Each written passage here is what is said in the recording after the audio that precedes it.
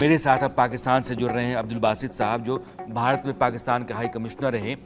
और बासित साहब ऐसे लोगों में से हैं जो हिंदुस्तान को और पाकिस्तान को बराबर जानते हैं। बासित साहब का बहुत बहुत स्वागत है।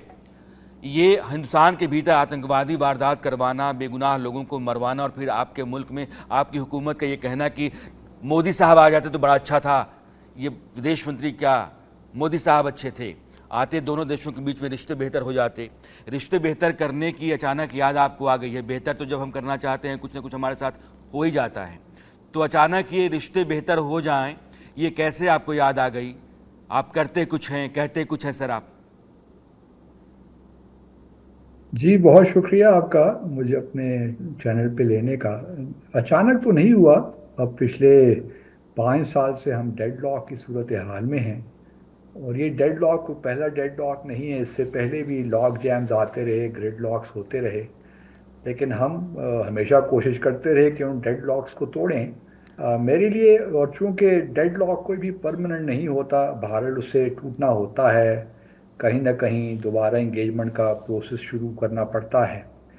लेकिन मेरे लिए ज़्यादा अहम बात यह है कि डेडलॉक अगर हम तोड़ रहे हैं तो उसके ऑब्जेक्टिव्स क्या हैं, हम क्या अचीव करना चाहते हैं, जी, भारत क्या अचीव करना चाहते हैं और पाकिस्तान क्या अचीव करना चाहता है। क्योंकि 5 अगस्त 2019 के बाद पाकिस्तान ने एक पोजीशन ली, उसके अलावा भारत की एक पोजीशन है। सर तो किस तरह मामलात को आगे लेकर बासित चल। साहब, मैं ये कह रहा हूं आपसे, ये स्टैंड ऑफ टूटने की बात कहां से आ गई? हम तो बर्फ पिघलने की बात कह ही नहीं रहे। आप क्या, ये आतंकवादी वारदात आपके यहाँ से ऐसी होती हैं, हमारे यहाँ के लोगों का खून करेंगे आप।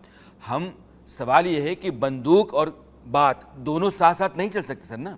हम लगातार कहते रहे कि जब तक आपके हाथ में बंदूक है, आतंकवादी आप भेजते रहेंगे, आपसे बात नहीं होगी। बात की कोई गुंजाइश तो बनती नहीं सर। नहीं, बड़ी अच्छी बात है। आई वुड बी ग्लैड कि अगर भारत जो है इसी पोजीशन पे कायम रहे और पाकिस्तान हम भी कायम अपनी है सर। पोजीशन पे कायम रहे कि जब तक भारत 5 अगस्त 2019 के इक़दामात जो गैर आइनी हैं, गैर कानूनी हैं हमारे नुक्ता नज़र से, यूएन सिक्योरिटी काउंसिल की करारदादें उनके खिलाफ है, शिमला एग्रीमेंट के खिलाफ है, तो जब तक भारत वापस नहीं लेता हम सर इंगेजमेंट नहीं कहाँ करेंगे। यूएन सिक्योरिटी तो काउंसिल? हमारी तरफ से भी एक पोजीशन है, आपकी जाने से ही पोजीशन है। तो अब बीच का रास्ता क्या निकलता है, आई डू नॉट नो। लेकिन जिस तरह मैंने पहले कहा, डेडलॉक भारत टूटते हैं और फिर एक इंगेजमेंट का प्रोसेस शुरू होता है। लेकिन मैं इस वक्त अपनी हुकूमत को यही मशवरा दूंगा कि जल्दबाजी से काम न ले, स्ट्रेटेजिक पेशेंस शो करे।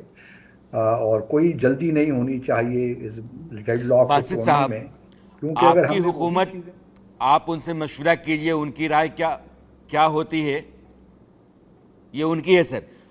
ये आप सिक्योरिटी काउंसिल की बात करते हैं, शिमला एग्रीमेंट की बात करते हैं सर, ये 70 के दशक और 50 के दशक की बात, मैं आज 2024 की बात कर रहा हूँ। हिंदुस्तान में चुनाव होते हैं, कश्मीर के लोग 60% से ज़्यादा लोग विधानसभा चुनाव में हिस्सा लेते हैं, 58% से ज़्यादा लोग लोकसभा चुनाव में हिस्सा लेते हैं। कश्मीर यहाँ के लोकतंत्र का हिस्सा है। और सर हमने तो आपके साथ जब किया, मोदी जी उतरे अफगानिस्तान से, आपके यहाँ गए, नवाज शरीफ साहब के यहाँ गए, बदले में हमको क्या मिला? पठानकोट उड़ी मिला। वाजपेयी साहब गए लाहौर, बदले में हमको करगिल मिला। तो आप तो लगातार छुरा भोंकते रहते हैं सर, तो यकीन तो नहीं है ना आपके साथ, बात कैसे करें? कोई गुंजाइश बनती नहीं?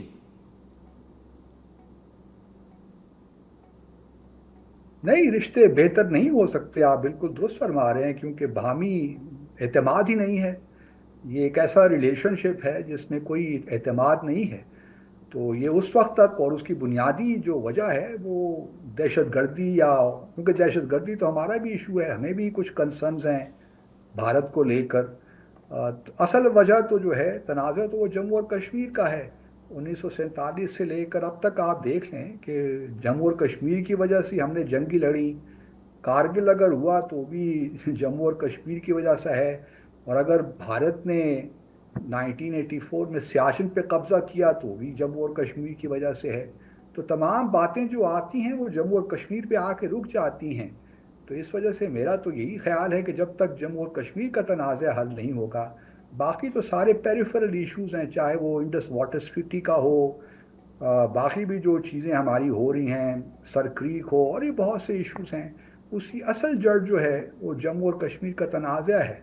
तो जब तक वो हल नहीं होता और भारत क्योंकि अब भारत ने इस सारी कश्मीर इक्वेशन को बहुत बासित साहब मुश्किल बना दिया। आप सीजन डिप्लोमेट हैं, मैं आपकी बहुत इज्जत करता हूं,